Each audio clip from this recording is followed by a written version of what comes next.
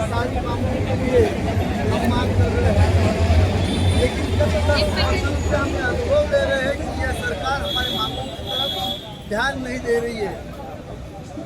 जिस सरकार को कामगारों के बीच आने के लिए और कामगारों के मांगों को ध्यान न देने के लिए, ध्यान देने के लिए समय नहीं है, ऐसे सरकार को जगाने के लिए भारतीय मजदूर संघ ने 17 तारीख से आज 17 अगस्त से एक अभिजित माहुलकर, महाराष्ट्र वीज कंत्राटी कामगार संघ प्रदेश उपमहामंत्री म्हणून या ठिकाणी नागपूरमधून काम बघत असतो। भारतीय मजदूर संघाशी संलग्नित असलेली आपली संघटना आहे। आपल्या वीज उद्योगामध्ये महावितरण कंपनीमध्ये आपले बहुतांश कंत्राटी कामगार अवघ्या महाराष्ट्रामध्ये काम करतात। आमच्या प्रमुख मागण्या नियमित कामगारांना ज्या पद्धतीने जे नियमित वेतन आहे ते वेतन समान कामाला समान वेतन मिळालं पाहिजे। कामगारांना ESICची सुविधा जी 21,000वरून 42,000पर्यंत झाली पाहिजे।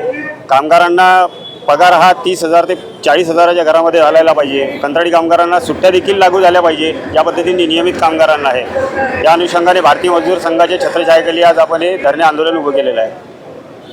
या अगोदर अनेक आंदोलन केले आहे, परंतु तुमच्या मागण्यांना नक्कीच या महाराष्ट्र राज्याचे मुख्यमंत्री तसेच ऊर्जामंत्री देवेंद्र फडणवीस साहेब यांना आम्ही अहोरात्र जरी म्हटलं तरी चालेल, आम्ही वारंवार यांना पत्रव्यवहार केलेले आहेत। परंतु या अत्यावश्यक सेवेमध्ये काम करत असलेले महावितरणमध्ये कंत्राटी कामगार यांना ज्या पद्धतीने सुखसुविधा द्यायला पाहिजे त्या गोष्टींकडे देवेंद्र फडणवीसांना लक्ष देण्यासाठी वेळसुद्धा नाही। ही आमच्यासाठी अत्यंत खंत आहे। आणि यानंतर जर आता या भारतीय मजदूर संघाच्या माध्यमातून जर या कंत्राटी कामगारांकडे साहेबांनी जर लक्ष वेधले नाही तर येत्या काळामध्ये भव्य एक बेमुदत काम बंद आंदोलन करण्याचा देखील आमचा इशारा आहे या जागेवर। मी वीज कंत्राटी कामगार संघाचा कोषाध्यक्ष बोलत आहे। आपल्याला जीव आपण हा जसं सीमेवर जसं जर कोणी जर मरण पावलं तर त्याला वीरगत म्हणतात, पण आमच्या लाईनीमध्ये जर कोणी जर वीरगतीला गेला तर वीरगत नाही, कंत्राटी कामगार म्हणून मरण पावलं असं सांगतात। पण त्याचा पेमेंट हा फक्त आता 21,000वरच आहे। 21,000मध्ये कोणी आपला जीव देऊ शकत नाही। त्याकरिता आपला पेमेंट वाढवला पाहिजे आणि ज्या सुखसुविधा जेवढ्या परमनंट म्हणजे ज्या परमनंट माणसाला देतात तेवढ्या सुखसुविधा पूर्ण कंत्राटी कामगाराला देण्यात याव्या, हीच आमची विनंती आहे। जर हे जर केलं नाही समोर, जर आमचे मुख्यमंत्रीजी हे झोपी गेलेले आहे आणि मुंबईला बसून तिथे आनंद घेऊन आले आहे, तो थोडासा आनंद आम्हालाही मिळाला पाहिजे त्यांच्यातले घुशीदोरी आणि आम्हाला त्याच्याकडे लक्ष देऊन आमच्या जेवढ्या समस्या सगळ्या सोडवायला पाहिजे। नाही तर याच्यानंतर आम्ही तीव्र आंदोलन घेऊन त्यांच्या घराजवळ जाण्याचा आम्ही पुन्हा निर्णय घेतला आहे। याच्या अगोदर आम्ही सुद्धा घेतला होता तो निर्णय। माझे योगेश सुधाकर सावंतकर, भारतीय मजदूर संघ। नमस्कार, माझं नाव सागर साबळे आहे, नागपूर झोन संघटन मंत्री। आपण बघितले आहे नेहमीच का आम्ही नेहमी आंदोलन करतो आणि तुम्ही म्हणता की तुमचे आंदोलन सक्सेस का होत नाही। याचं एकमेव कारण म्हणजे प्रशासन या गोष्टी दाद कधी घेतलेली नाही। आमचं एकच मागणं आहे की कंत्राटी कामगार जेव्हा काम करत आहे त्यांना एकच म्हणजे पाहिजे की जॉब सिक्युरिटी। वयाच्या 60 वर्षापर्यंत जर त्यांना जॉब सिक्युरिटी जर मिळाली आहे, योग्य वेतन मिळालं आहे, तर कामगारांना संविधान चौकात याची कधी गरज पडणार नाही।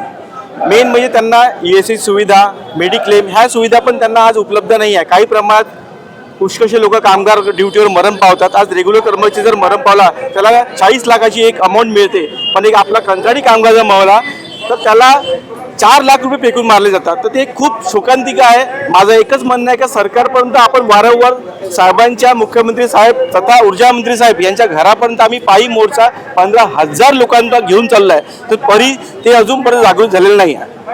आज संविधान चौकात आम्ही पुन्हा एकदा इथं एकत्र झालेलो आहे। विविध क्षेत्रामध्ये जर कंत्राटी कामगार तर यांनी नेमले केले आहे, तर का नेमले आहे? यांना म्हणजे रेग्युलर करण्यात काय येत नाही आहे? काहून आउटसोर्स लोक वाढवत चालले आहे? आज 40,000 42,000 लाखोच्या संख्यामध्ये आउटसोर्स लोक आहे। यांना काय पिळवणूक करण्यासाठी, यांना काय घराबाहेर काढण्यासाठी, का यांना असं मृत पोट देण्यासाठी? सरकारने या गोष्टीचा विचार केला पाहिजे। आज हरियाणामध्ये, छत्तीसगडमध्ये, MP मध्ये कंत्राटी कामगारांना एक हरियाणा पॅटर्न घेऊन त्यांना एक सेवा प्राधान्य केली आहे। त्याच्यामध्ये 5 IAS अधिकारी मिळून त्यांनी एक संघटना चालू केली आहे, त्यांचा एक वीज मंडळ प्रस्थापित केला आहे। आमचं एकच म्हणणं आहे का हेच मंडळ महाराष्ट्रात लागू जर झालं, जसं माथाडी आहे, माथाडी एक मंडळ आहे, एक आपलं ST महामंडळ आहे, तसं एक कंत्राटी विद्युत मंडळ जर स्थापित केलं तर आज जेवढे 40,000 लोक आज आमचे आहे त्यांचे घर परिवार आज सुखसोयीने समृद्धीने राहतील, योग्य राहतील आणि त्यांना सुखसुविधा मिळेल. आमचं एकच म्हणणं आहे की हरियाणा पॅटर्न लागू करा आणि किंवा समान काम समान वेतननुसार पेमेंट देण्यात यावं. एवढंच माझे 2 शब्द बोलतो.